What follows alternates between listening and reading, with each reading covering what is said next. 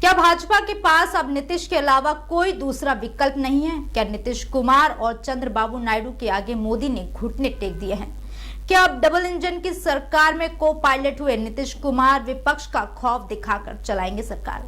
नमस्कार, मैं हूं रेणु कुमारी, आप देख रहे हैं पब्लिक एशिया न्यूज चैनल।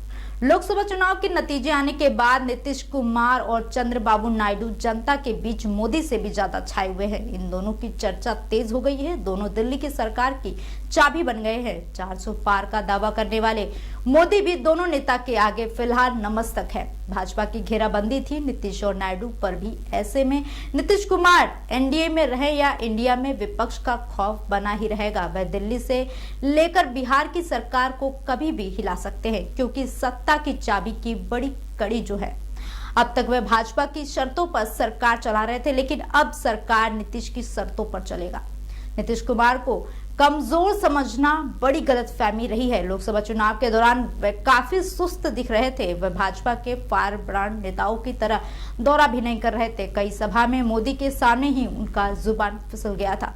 इस पर मोदी भी हंसी नहीं रोक पाए थे। पटना में मोदी के रोड शो में भी नीतीश का हाल देखकर यही लग रहा था कि वह थक गए हैं। नीतीश को कमजोर समझने की गलतफहमी को लोकसभा चुनाव ने सब कुछ उलट दिया है। नीतीश कुमार आज इतने ताकतवर हो गए हैं कि वह मोदी पर भी दबाव बना रहे हैं। वह देश और राज्य चलाने में बड़ी भूमिका निभा रहे हैं। हाल ये है कि पॉलिटिकल एक्सपर्ट जुबान फिसलने की घटना को भी नीतीश का जोक मान रहे हैं। लोकसभा चुनाव के दौरान 12 अप्रैल 2024 को नीतीश कुमार नवादा में सभा कर रहे थे। उन्होंने भरी जनसभा में कहा था कि इस बार एनडीए के 4000 से भी ज्यादा एमपी जीतेंगे। सीएम ने इस बार 4000 पार का नारा कई बार दोहराया। ये पहला मौका नहीं था। चुनाव प्रचार के दौरान एक सप्ताह के भीतर 2 बार ऐसा नारा दे चुके हैं। इसके पहले 7 अप्रैल 2024 को भी वह ऐसा बयान दे चुके हैं।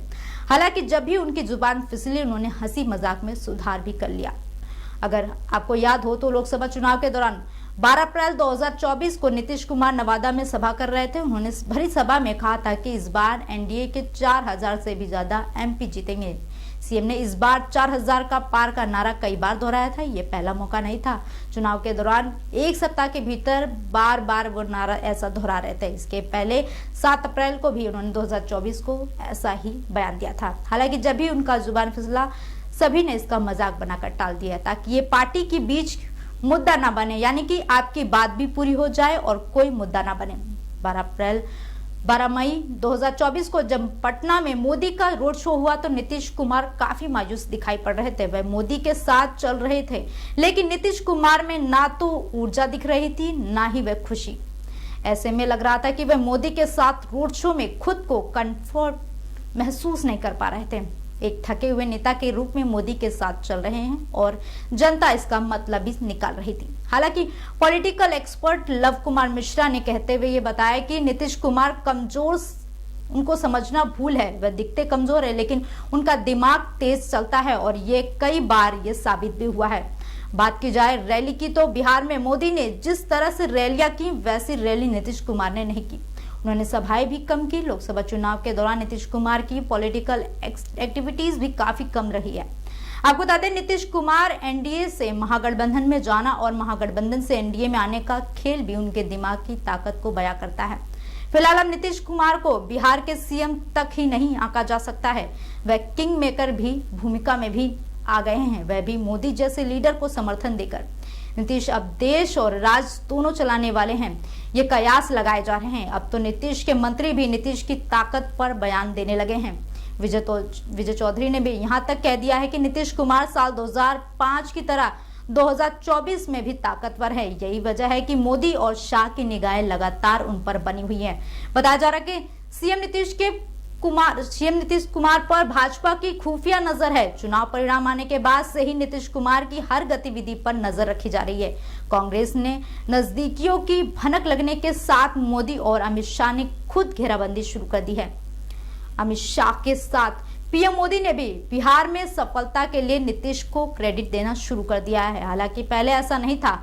ऐसा पहली बार हुआ है जब एनडीए नीतीश को लेकर इतना गंभीर बनी हुई है। अगर भाजपा के पास नीतीश का विकल्प होता तो इतनी घेराबंदी नहीं की जाती, यानी कि उनके अलावा और कोई विकल्प होता तो ऐसी नौबत नहीं आती। ऐसे में नीतीश को मुंह मांगा लाभ दिया जाएगा। इतना ही नहीं, राज्य की सरकार में भी उन्हीं को हेड दिया जाएगा, क्योंकि नीतीश कुमार हमेशा विपक्ष में जाने का खौफ दिखाकर केंद्र और राज्य में एनडीए को घेरते रहेंगे। जर्नलिस्ट मृत्युंजय कुमार का इस पर कहना है कि नीतीश केंद्र और राज्य की डबल इंजन सरकार में को पायलट की भूमिका में है। भाजपा को भी पता है कि नीतीश को कैसे काबू में रखना है। नीतीश की डिमांड पूरी होगी तब शांति से केंद्र में सहयोग कर राज्य में सरकार चलाएंगे। नीतीश अभी अपना भाव पर बढ़ा रखे हैं, ये नीतीश की पुरानी आदत भी रही है। और नीतीश कुमार को लेकर यह भी कहा जा रहा है कि बायां हाथ क्या कर रहा है दाहिने को भी पता होता है। आपका इस पर क्या विचार है, हमें कमेंट बॉक्स में जरूर बताएं। साथ ही ऐसी तमाम जानकारी के अपडेट्स के लिए देखते रहें पब्लिक एशिया न्यूज चैनल। नमस्कार।